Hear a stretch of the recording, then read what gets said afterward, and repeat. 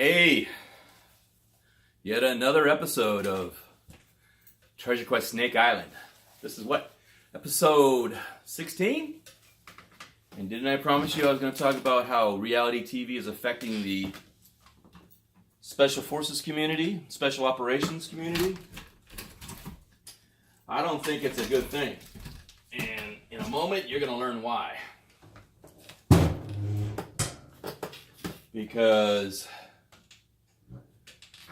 we're in a situation right now where reality TV is affecting how the special people in special operations are being interpreted, but I'm also seeing how it's affecting the brotherhood between those in the special operations community.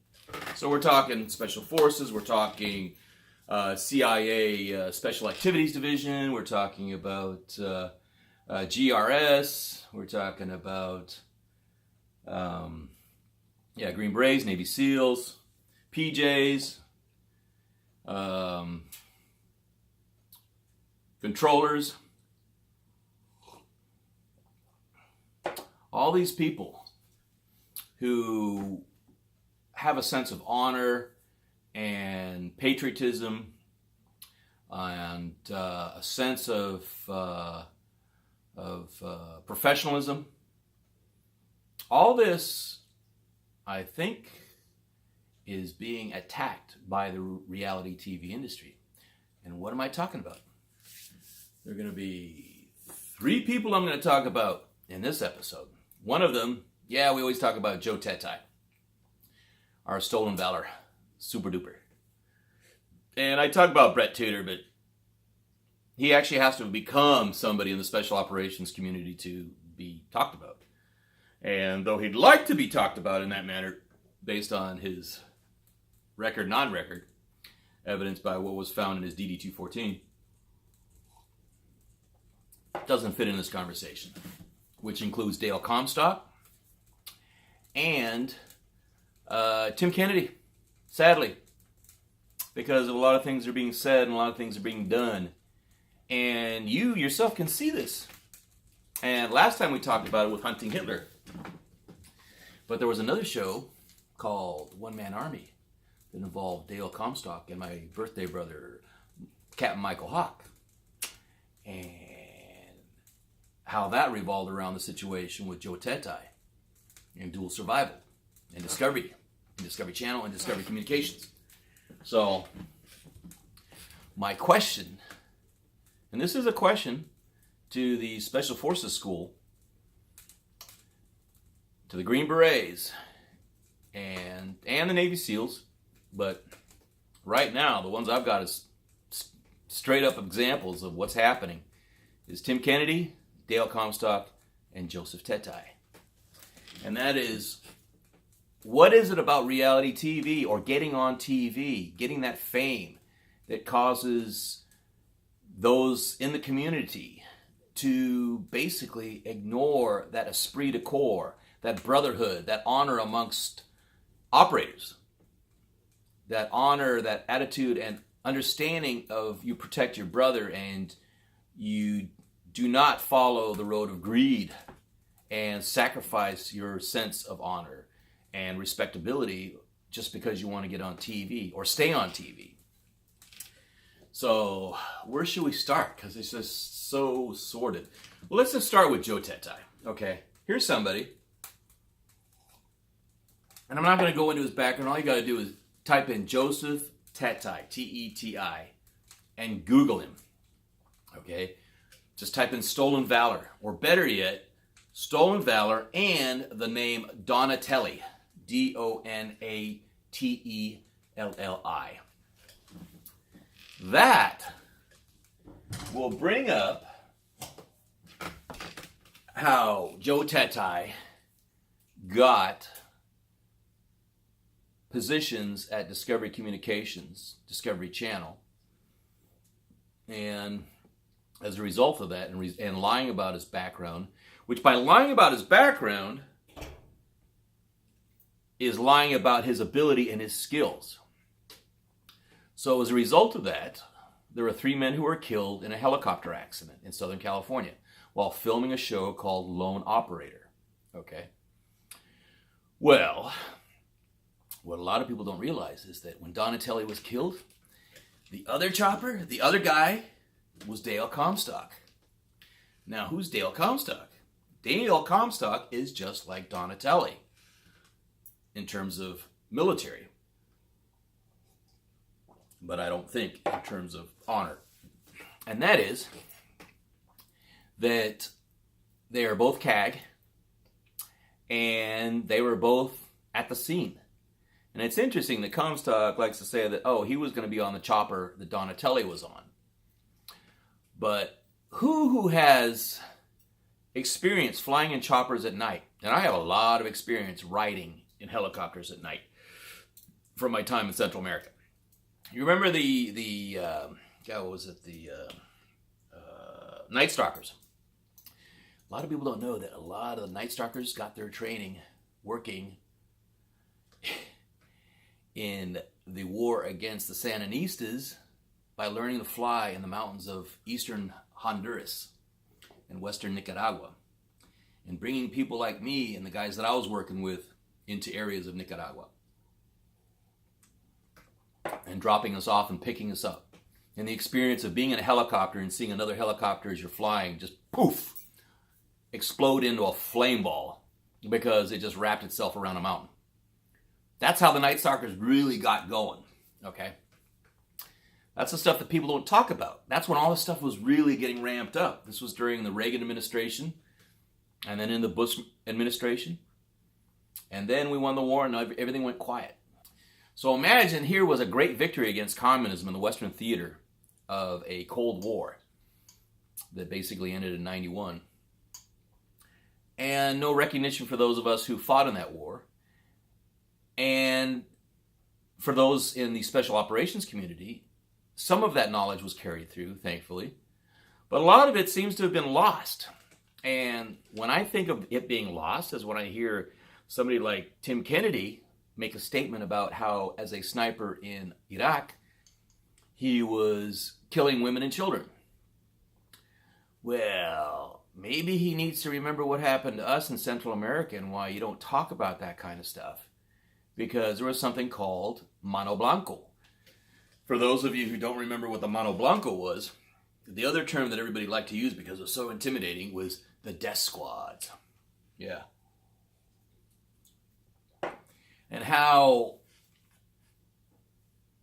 that affected our ability to effectively fight a war and take out all the propaganda tools that were being used by the communists. I mean, one of the benefits to us was not the death squads. It was the idea that Duarte, Presidente Duarte, was actually enabling the campesinos to purchase and own property. That was taking out the propaganda mill for the FMLN, who were saying, oh, you're fighting for the lives of your children, you're fighting for the lives of your family, you're also fighting for the property ownership that you're not being allowed by the oligarchy, by the dictatorship, the junta.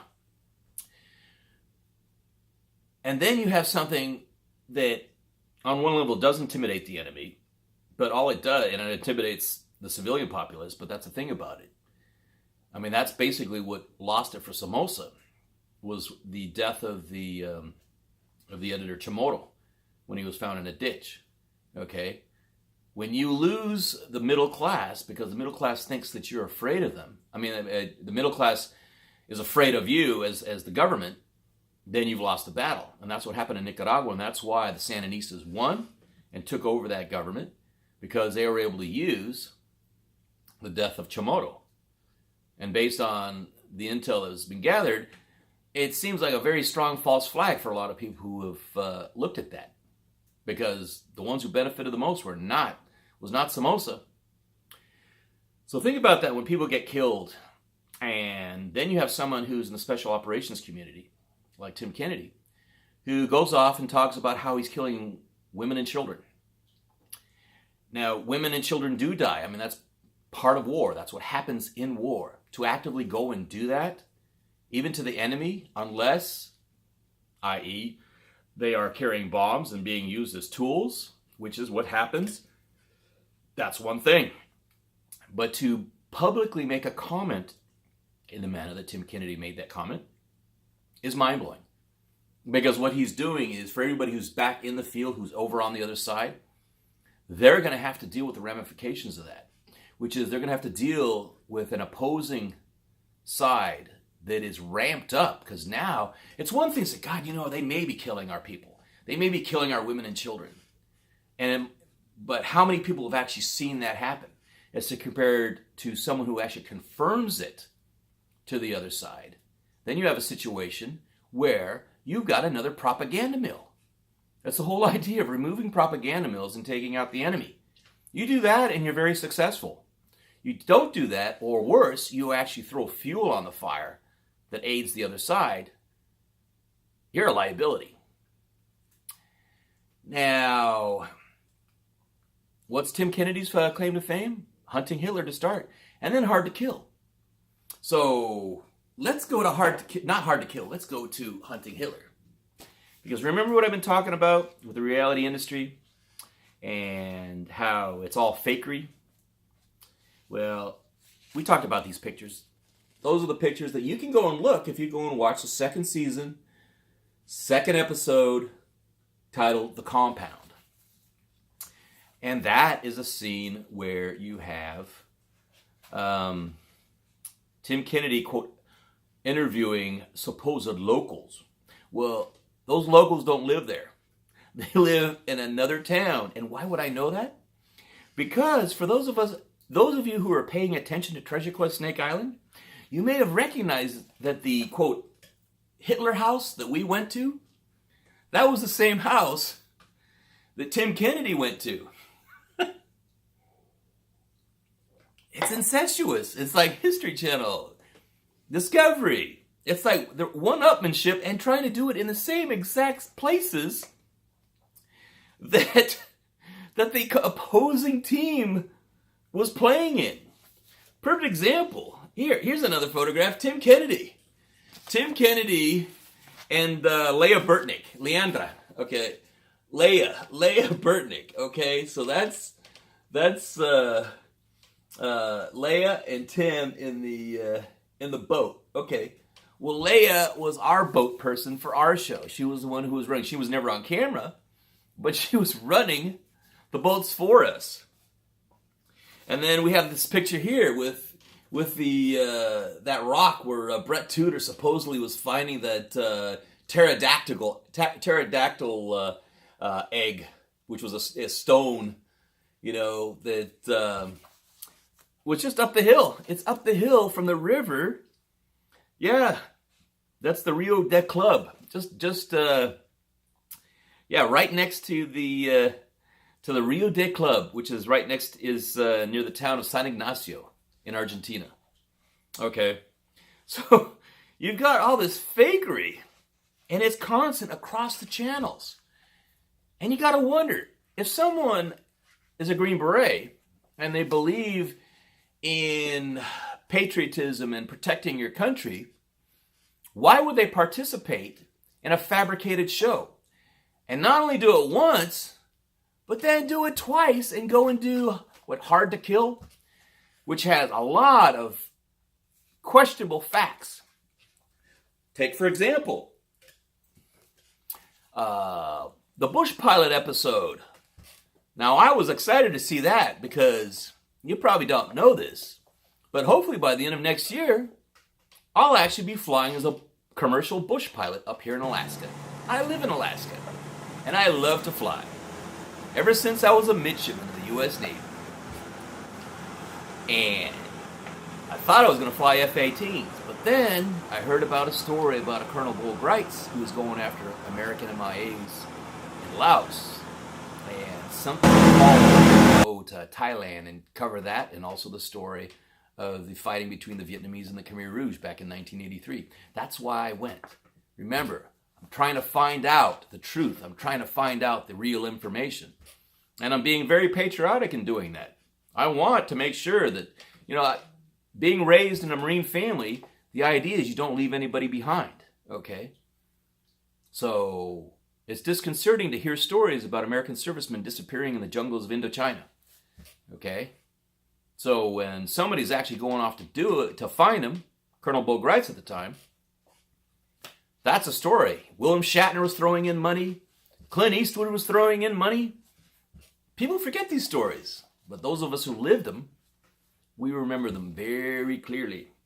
And that's why we get perturbed when a TV channel and TV networks, they either don't remember it or they don't care. And when they don't care about facts and they don't care about accuracy.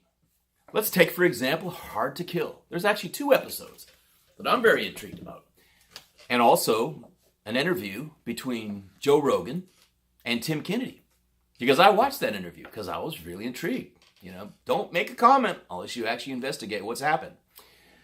So, first of all, here's the Bush Pilots episode, and it's all about choppers. And I'm like, I thought this was about bush pilots who like really go off into the Alaska wilderness and the adventure of that. This is how much this chopper pilot, this is rotor wing aviation in Alaska, outside of oil rigs and medevac. Okay, that's about that much. That's about how much rotor wing is in Alaska. This, in relation, is fixed wing bush pilot. Why is that? Let's think about that. How big is Alaska? Okay, for me to move from the Kilcher neighborhood, because we all live together in the same area, yeah, just over the hill, as I said, Alaska Last Frontier, from the Homer area to Anchorage, 250 miles. I can do that in a plane in about, 45 minutes? An hour at the most? And how much fuel does that take to fly over there? And that's actually not that far. Think about it, to take a flight from Anchorage to Barrow, or take a flight from Anchorage to Cold Bay. Think about this. Think about the width of Alaska, from the Aleutians, the tip of the Aleutians, all the way over to the Canadian border. And how much fuel is used in order to go and do that. It's insane to go and do it in a helicopter. But that's the reason that there was a time, it may still be, but I think it's gone, which is there are more licensed pilots, bush pilots in Alaska than there were licensed automobile drivers. Think about that. And maybe a fifth of that was helicopter. Maybe a fifth, and that was back then. I have lots of friends who are rotor pilots, professionally.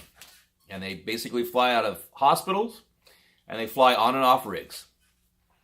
And they do tours. Like if you want to go to Alyeska, there's a great flight out of there. As a matter of fact, we did a celebrity, Michael Hawk and I did a celebrity, it was a shooting helicopter. So I was in charge of the guns, and Michael was in charge of the helicopters. And we did this we had this get together for a group of people who wanted to experience the wildlife in Alaska. So imagine that, and then watching a show on Discovery where it's like, this is about bush pilots. But then also, I'm hearing Tim Kennedy talk about fishing, because he's going to do the commercial. Well, when I came back from the war in 90, and I came up to Alaska, the first job I got was a commercial fisherman. I was on a longliner off of Dutch Harbor, and we were fishing off of in the Bering Sea. I mean, this was right during the fall of the Soviet Union. Okay, so I'm experiencing that, but also I'm looking at it going, oh my God, we're bringing in 3 gray cod. I mean, there's a gray cod every 3 feet on a gangion. Gangion is a leader on a full rope, or would be a line. It'd be laid down on the bottom with 2 anchors. Okay, and then you pull it in. It's 18 miles. So that's 3 skates. 3 skates is 6 miles each. Each one is 6 miles. That's 18. So it took, 18 hours, 16 hours to pull that thing up. And 6 hours to lay it down. So imagine how many fish we're pulling in if we're pulling in a fish every 3 feet. And the effect that has on the population of fish and the industry. So it was no surprise when just a year later, it was announced that that fishery was closed because it had been fished out. Because basically, we were catching all the mature fish, and so the other fish didn't know where to go and breed. So what do you think that does to a population? Now, Tim Kennedy says, "Oh yeah, well it's not that bad on the fish." When he's talking with Joe Rogan about these fish on the deck, because he's got a picture with these immature halibut, and I'm looking at those and I'm going, "Yeah, that's great." Because one of my big issues in Alaska is the commercial fishing industry that has bought out Murkowski and a variety of other politicians in our state, and in doing so, they are destroying our resource. How are they doing it? Let's put it this way. When I first lived here in Alaska in 1990-91, yeah, it was nothing to hear about people pulling up 200, 300-pound halibut all the time, okay? Or let's say going and catching salmon, catching salmon up to 100 pounds, 110 pounds, quote the Kenai Kings. You will not find those anymore. Why? Because they were heavily targeted by the commercial fishing industry, which was two things. It was not only commercial fishermen outside, but also the guides. Back in 1991, there were maybe a dozen guides on the Kenai. There's 100 now? And Tim Kennedy is seemingly, in my honest opinion, talking out of the side of his ass by saying, "Oh, well, it's good for, it's a good thing to keep commercial fishing running like that." Personally, I don't see it. Because bycatch in Denmark, in the North Sea, there is no bycatch. But here in Alaska, we got bycatch. Let me explain what bycatch is to you. Bycatch is that you're allowed to target a specific fish. Let's say a boat has a license for king salmon, or a boat has a license for halibut. And they're trawling, dragging a net behind them. So they bring up all these fish, and then they pick out the fish that they're a target. And then the ones that they're not allowed to keep, because they're either immature or they're not the right species, they toss off the side. Okay? Problem is, those fish are dead. They're not coming back. And what's worse is that the commercial fisherman can continue to fish until he gets his targeted allotment. Meaning, until he or she gets that full load of prime targeted fish. All the other fish, which actually could be a prime, which is a halibut if it was another 10 years older, but is gone because it was killed again, and because they killed it by bringing it up and tossed it over the side. And then you got another one, another load. They go out and they pull out another load of fish, and there's all these other fish that don't amount to their allotment, and they go over the side, but they're dead or dying. Okay? And that's what's happening to the resource. And it blows me away. And it's interesting because Joe Rogan, he's a hunter. He's a fisherman. He understands the effects. And it was interesting because if you pay attention to tells, you can tell that Joe Rogan is when Tim Kennedy says, "Oh yeah, it's okay. It's okay for the environment." It's like they go over the side and they're okay. No, they don't go over the side and they're okay. They're either dead already or they are dying. Okay? And that shows the lack of understanding of people who should frankly just, in my opinion, keep their mouths shut. Don't talk about killing women and kids. Don't tell people that you should buckle up about PTS, which actually I do agree with. Because my nickname when I was a counselor was the Hammer. Why was I called the Hammer? Because I could tell when the clients were bullshitting me about "Oh, well, I'm dealing with this and I'm dealing with that." And I'm going, yeah, go tell that to your mommy and daddy. You're here remanded from the jail and prison because you were busted on drugs. And PTSD or PTS might be one of the reasons that you got into drugs in the first place. But you bullshitting me about that kind of stuff, it just doesn't cut it. And so that's why I kind of agree with some of the things that were said by Tim Kennedy when he talked about PTS. But bringing up the conversation about killing women and kids, that doesn't help anybody who's over on the other side fighting, because that ramps up the target quotient on them.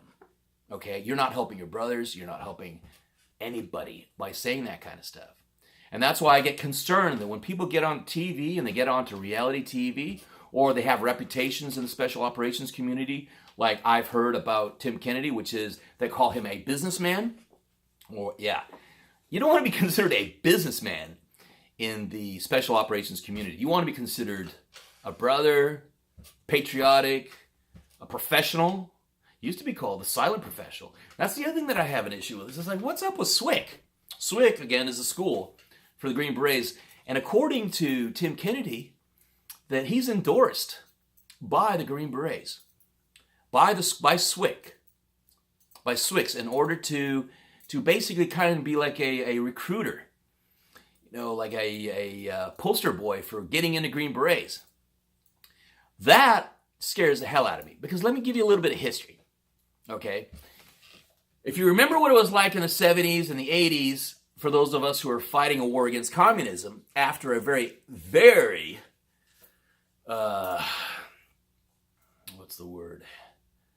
unpopular war called Vietnam.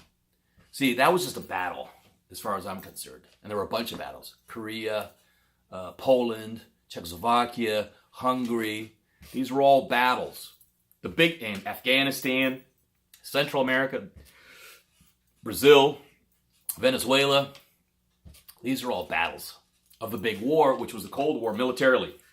And one day we could talk about the other stuff, which is they learned how to fight the war not by doing it militarily. They won by buying themselves into the voting process in Venezuela, Colombia, my mother's country of Ecuador, which is one of the reasons I kind of like stay out of there right now, sadly, and Brazil. But thank God for Bolsonaro. And people say, oh my God, what are you talking about Bolsonaro? Man, Bolsonaro is probably the last hope for Brazil to get out of that socialist quagmire that they've gotten themselves into under the traitorous actions by Lula and Rousseff. I'm just amazed that this car-bombing murderer is running around in Europe with all the money from Brazil. That's Rousseff, by the way. Yeah, she was busted for car bombing. The kind of people we used to hunt in Central America. Yeah, she got away. She got out of prison and became the president of the freaking country. Unfreaking believable. Yeah, but Mandela, he was a car bomber too. Yeah. That's the way history, people don't understand history, they don't get the history, and guess what? Then you get somebody who's a socialist dictator who comes into your country and takes it over. Terrifying. And people think it can't happen in the United States. Yeah, that's even more terrifying. But, if people continue to teach history in the way that Discovery Channel and History Channel are doing it, which is pick and choose, find what you can, and the other stuff, make it up. So, Bush pilots, set it straight. The majority of Bush pilots are fixed-wing pilots. I would have loved to have seen something on fixed-wing Bush pilots in Alaska, because that's the majority of Bush pilots in Alaska, and that really encapsulates what Bush pilots have had to really bring to Alaska since, the mid-20s. Then the other thing with hunting Hitler, the idea that, okay, you've got our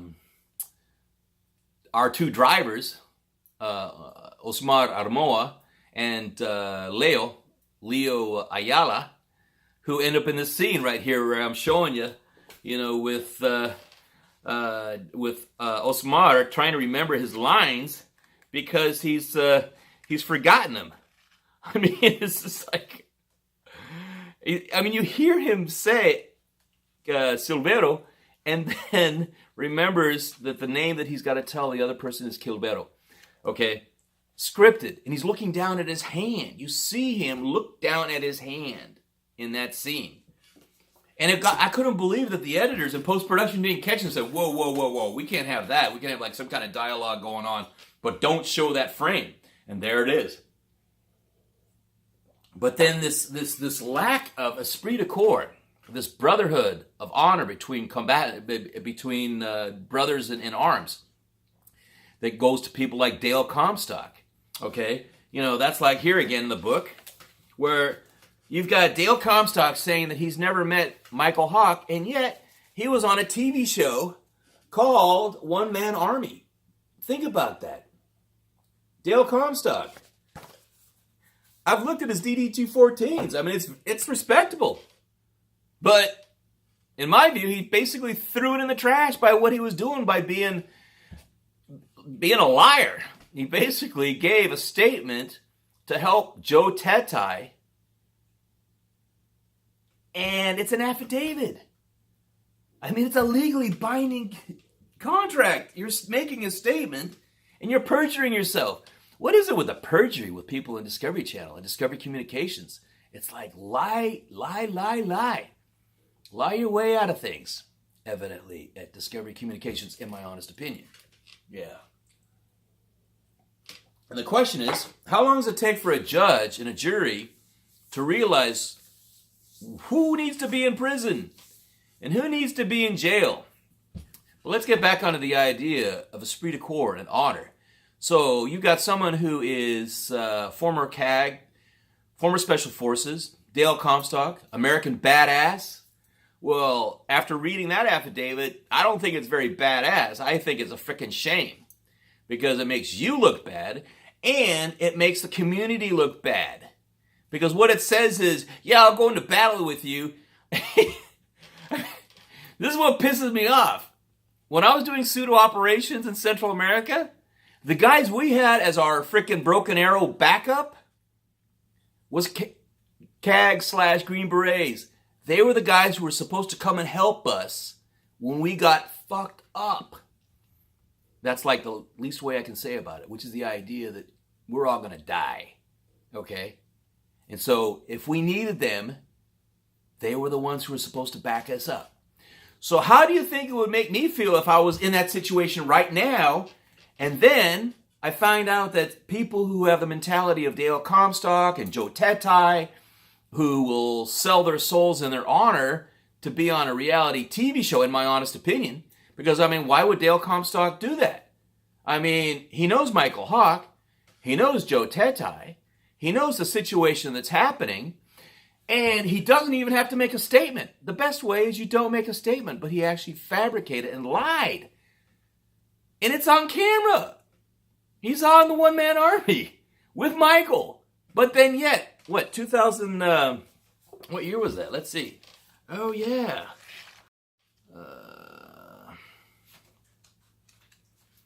2015 was the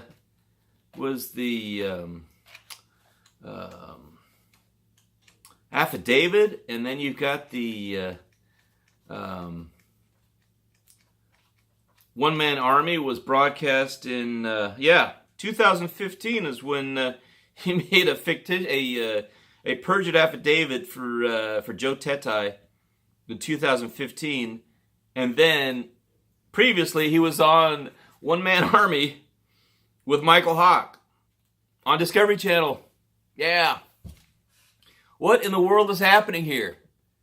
And if Swix is actually thinking it's a good idea to have Tim Kennedy representing Green Berets and as being a recruiting tool, let me remind you about, you guys should remember or have been told by the graybeards, and I mean the real graybeards, like Vietnam era graybeards, because I'm a graybeard now, but I mean like Vietnam era graybeards who were talking about what it was like in Green Berets, in Special Forces, Army Special Forces, before the movie Green Berets came out, John Wayne's movie, and what it was like after.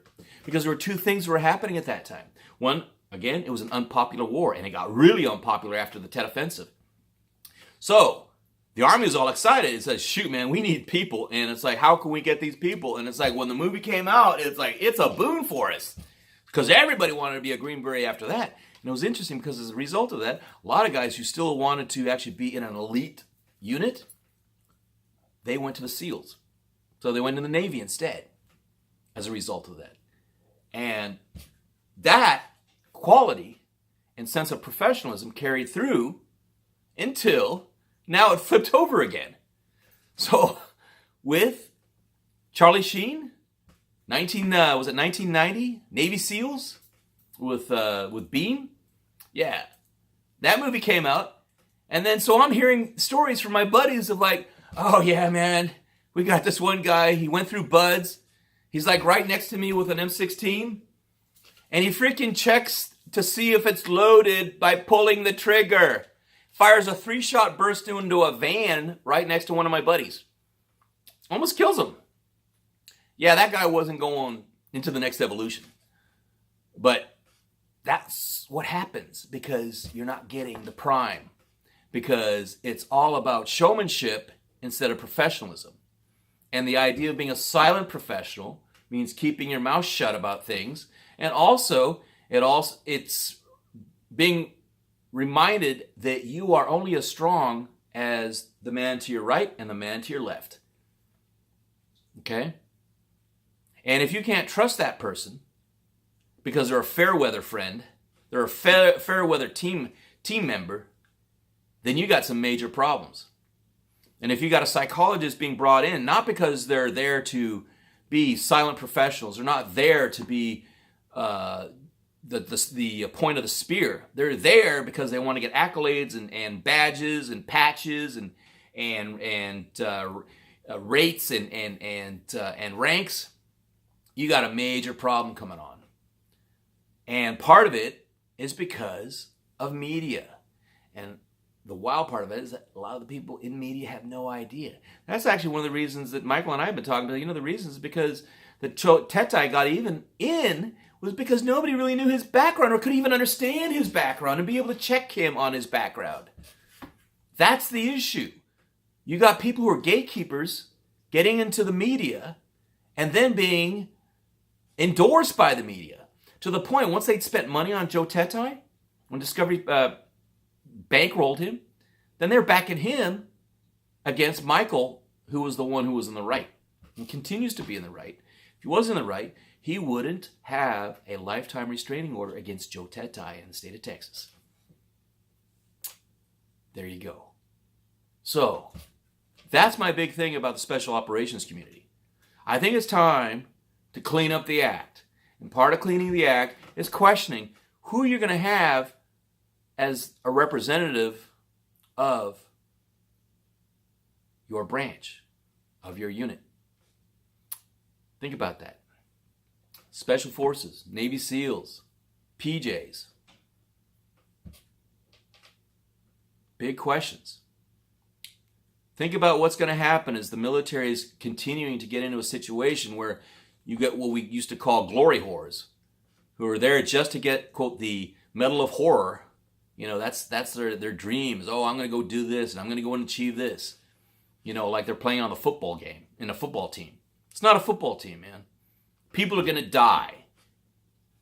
Countries are going to be lost because people are not paying attention to history. They're not paying attention to the psychology of a certain type of individual who goes in the military and why they go into the military as compared to the other type of individual who goes into the military, and looking for what you want in your military, what you want in your special operations community, and what you definitely do not want.